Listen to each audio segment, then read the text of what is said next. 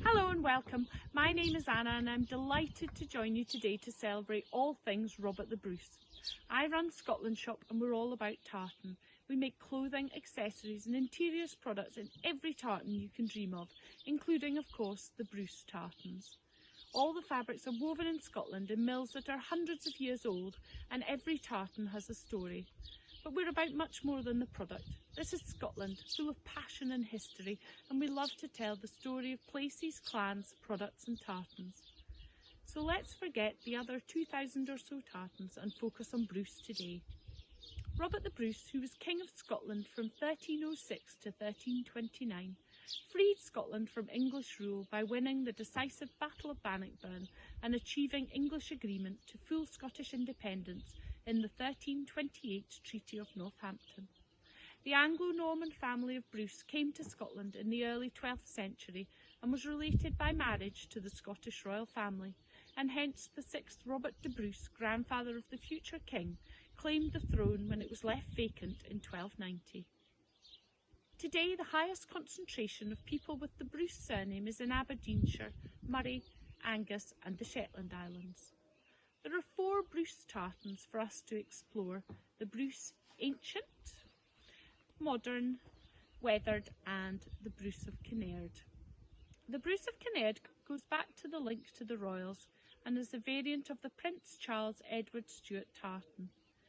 Kinnaird is a little village in the parish of Larbert in the community of Stirlingshire, and Kinnaird House is the home of the Bruces and was the residence of the great 18th century traveller James Bruce, who discovered the Blue Nile.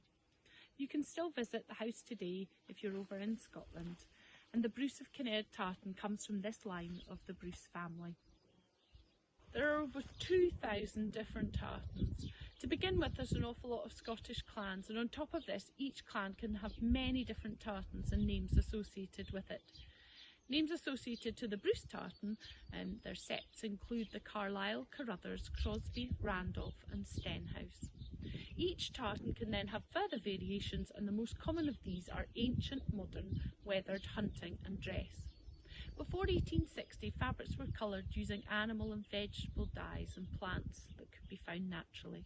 This produced the softer colours typical of the ancient tartans than those that you can see here in the Bruce Ancient tartan.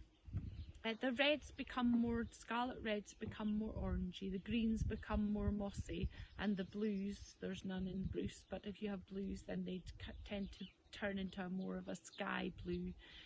And some would say that the ancient tartans show off the pattern to much greater effect, as the contrasts are much brighter than in the modern tartans. The pattern or the set remains the same, and it's just the tones or the shades of the tartan that vary. And if you've ever had the chance to visit a mill when you're over in Scotland, then you'll be astounded by all the different cones of yarn and the different threads running everywhere to weave your fabric. After 1860, chemical dyes replaced these natural animal and vegetable dyes, and the modern tartans were born. And here you can see the Bruce modern tartan. And colours are stronger and bolder, so your reds are scarlet reds, the soft greens and blues become bottle green and navy blues. And the other variation is the weathered tartan. So to understand this one, think of hanging this modern tartan out on the washing line for a year and subjecting it to wind and rain and sunshine. The hunting tartans are the camouflage tartans, and some clans don't have these variations because they're already predominantly green or brown and don't need amendment to blend in with nature's colours.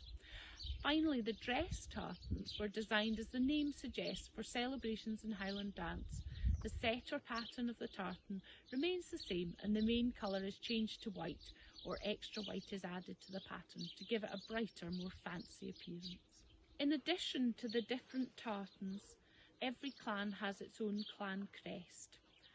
The Bruce crest is a lion statement with its tail extended, and we'll show you a photo here on screen. Clan crests consist of a crest and a motto or slogan, and the Bruce motto is "Fumus, we have been." Crest badges can be worn by anyone, but those who are not entitled to the heraldic elements wear a crest badge surrounded by a strap and buckle, whereas those who do own the heraldic elements can wear it without this with a plain circle.